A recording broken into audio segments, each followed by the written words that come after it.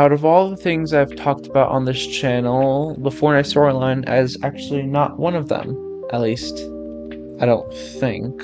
So that's what I'll be talking about today. Fortnite's storyline is really interesting if you know what's going on.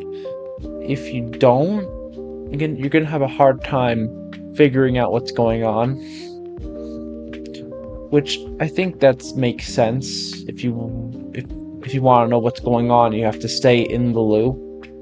Yeah, you know, doing the quests, listening to the voice lines if there are that season, theorizing, I guess. That's more of like the hardcore fans theorizing.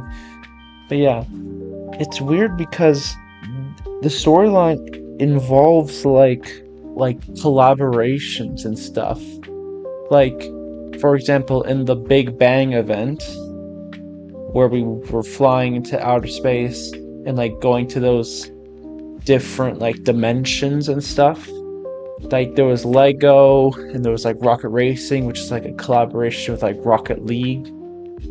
And then there was like Festival, which is a whole bunch of collaborations, like different songs, different artists. It's a really great mode. It involves the storyline stuff involves a lot of like different like IPs and collaborations, and I don't know, it's just really interesting. Like for example, the Marvel seasons, like Chapter 4, Season 4, or Chapter 2, Season 1, or no, Chapter 2, Season 4. My bad.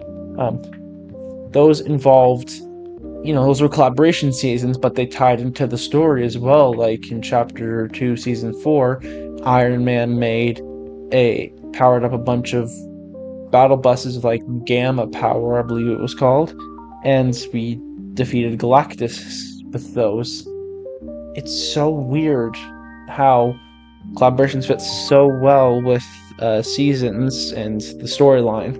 I'm not sure why so many people love it. I myself do like it, the storyline a lot. I think the best, like the absolute peak of the storyline was like between Chapter 2, Season 7 through Chapter 3, Season 2. After that, it just kind of like fell off. It's still pretty good now, but it wasn't like as like, oh my gosh, this is crazy, you know? But a lot of people like really like it, like a lot.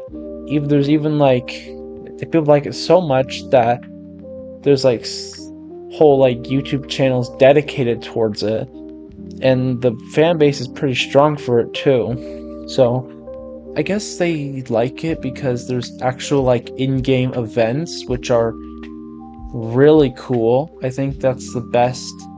I think that's like really unique for Fortnite to do, is to do like in-game events that like some involve collaborations while others don't. I don't know, it's really cool to see like the fan base like actually enjoy it, and there's a large portion of the community who actually cares for this stuff. But like I was saying, there's actual events for this stuff, so that you can tell that Epic actually cares for the storyline, or you know, for the people who are making the storyline, they actually care. That's really cool to see. And lately the mini events have been getting really, really good. Like with the last one we just had, that one was really good. Almost like considered to be a actual like event, just shorter. And I love it how they're like doing that every season. Like we can't have we can't have a like real event, but we can have a mini event that it has like a lot of work done to it, like with cutscenes or with like animations.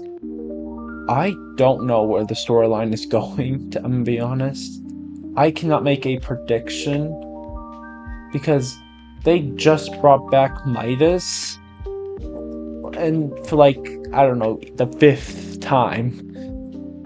Like, you think you would have thought he was dead by like the first time with the shark, but no, he came back.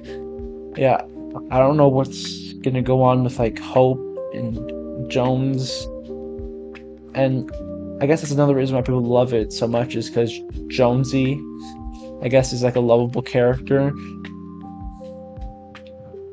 But recently, I don't know, he's like been like so in his like dialogue, he seemed so tired and just fed up. So he might quit, and I don't know how the community is gonna take that. Is Hope gonna take over for him? I wouldn't complain if that happened, but I'd prefer if Jones was still here to like mentor her. So yeah, the this chapter 6 has like a really good story so far.